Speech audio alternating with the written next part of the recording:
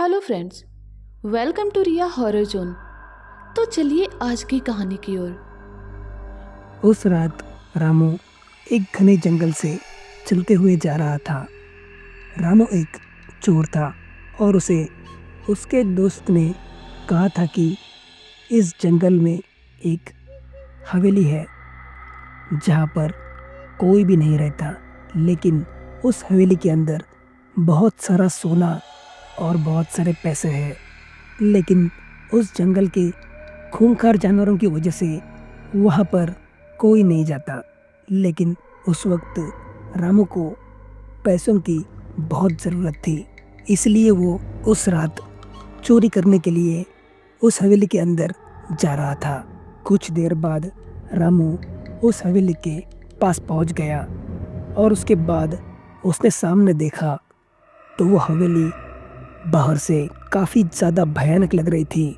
लेकिन फिर भी रामू उस हवेली की तरफ बढ़ने लगा। उसके बाद उसने देखा तो वहाँ का दरवाज़ा पहले से ही खुला था।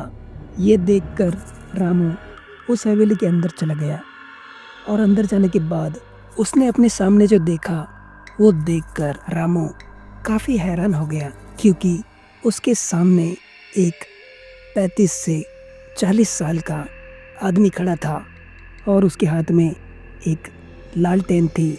उस लालटेन की रोशनी इतनी कम थी कि उसमें सिर्फ उस आदमी का चेहरा ही दिख रहा था और उसकी वो भयानक आंखें दिख रही थी। मुझे अपने सामने देखकर उस आदमी ने कहा, सुनो भाई साहब, कौन हो आप और क्या चाहिए आपको? इस पर रामू ने बहाना बनाते हुए कहा, जी वो मैं इस जंगल में खो गया हूँ, क्या आप मुझे बस आज की रात इस हवेली में रख सकते हो? मैं सुबह होते ही यहाँ से चला जाऊँगा। इस पर उस आदमी ने कहा, कोई बात नहीं, आप रुक सकते हो। उसके बाद उस आदमी ने रामू को एक कमरा दिखाया और फिर वो वहाँ से चला गया।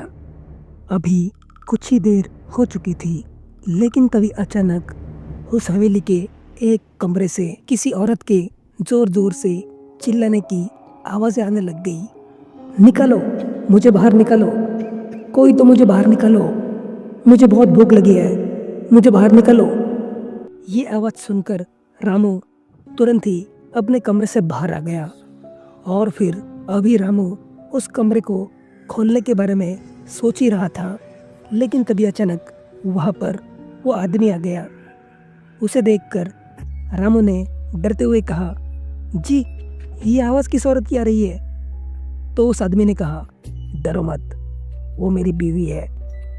लेकिन आपने अपनी बीवी को ऐसे कमरे में बंद करके क्यों रखा है? उस आदमी ने कहा, क्योंकि उसकी दिमागी हालत बिल्कुल भी ठीक नहीं है। चिंता मत करो, मैं अभी कुछ खाना बनाकर उसे दे देता हूँ तो वो चुप हो जाएगी।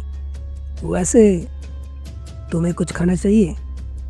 तो रामू ने कहा, नहीं नहीं, मुझे कुछ नहीं चाहिए। उस आदमी ने कहा, ठीक है, तो जाकर सो जाओ। उसके बाद रामू अपने कमरे में सोने चला गया। तो फ्रेंड्स, आखिर क्या है उस जंगल और उस हवेली का राज? आखिर वो आदमी कौन है और क्या रामू चोरी करने में कामयाब हो पाएगा? जानने के लिए देखिए कहानी का दूसरा भाग, जो जल्द आ रहा है रिया हॉरर जोन पर। और अगर आपको ये कहानी पसंद आ रही है तो हमारे चैनल को सब्सक्राइब करना बिल्कुल ना भूलें।